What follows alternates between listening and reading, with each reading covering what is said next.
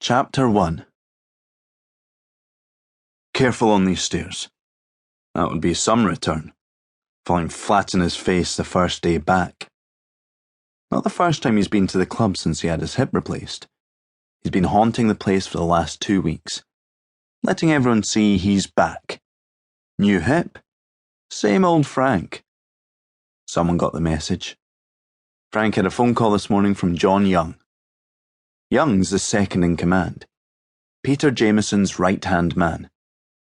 When Young calls you up and invites you to the club, it's usually because Jameson wants to see you. For some people, that could be very bad news. For Frank, it's good. The recovery, the holiday, was all fine. Enjoyable for a while. It's nice to put your feet up and not even think about work. It got boring, though. When your work is your life, a long holiday is a bad thing. He's been itching to return to work, to be back in the loop. It's taken a couple of weeks to convince people, but it seems to have worked. In through the double doors at the top of the stairs, into what's known these days as the snooker room. The club and dance floor are downstairs, but they're for customers. People in the business, people who know what the club's really about, tend to stay upstairs. There's a bar to your right as you come in the door. The main floor is taken up with snooker tables. They became Jameson's passion a couple of years ago. He has plenty of little hobbies, harmless things to pass the time and relieve the pressure. He'll get bored of snooker eventually and drift along to something else. Golf, probably. Right now, it's snooker and horse racing. Not too many people in the snooker room at this time of day. A couple of hardy alcoholics at the bar. A few recognisable faces at the tables, killing time. One of them's a loan shark that Frank's seen at the club in the last couple of weeks. Seems to be hanging around a lot. Kenny McBride, Jameson's driver, is there too. Nobody that could be mistaken for important. At the far end of the room is a short corridor. Rooms on both sides, offices, but only one that matters.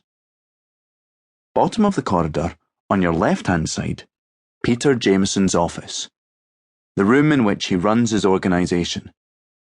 He has a number of legit businesses, like the club, but they exist only to serve their illegitimate counterparts. Money is cleaned through the club. People like Frank are given fake jobs here to explain their income. He's the security consultant for the club, apparently. The security consultant is walking along the corridor, making sure he hides the last trace of his limp. He's fit enough to work, but he has to prove that to everyone. If they see the slight limp that remains, they'll think he's still an old cripple. He's 62 now, which is old enough, but he's no cripple. He's quite determined about that. Knocking on the door and waiting for a response. Someone's calling for him to come in.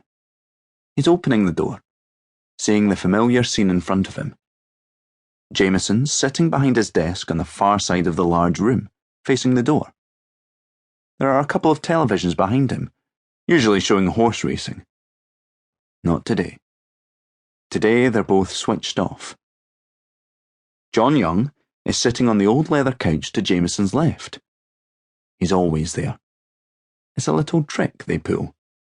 Means that when someone sits opposite Jameson, they can't see Young. But he can see them. They're a sharp pair, these two. "Frank," Jameson's saying, and standing up. "Good to see you, pal." This is more of a greeting than he expected. He was in the club a couple of days ago, saw Jameson then. This is different, though, and they both know it. This is the official return. He's shaken hands with both Jameson and Young, very uncharacteristic, and is now sitting in front of the desk. "It's good to have you back, Frank," Jameson's saying. "A relief, to be honest with you." Frank's nodding.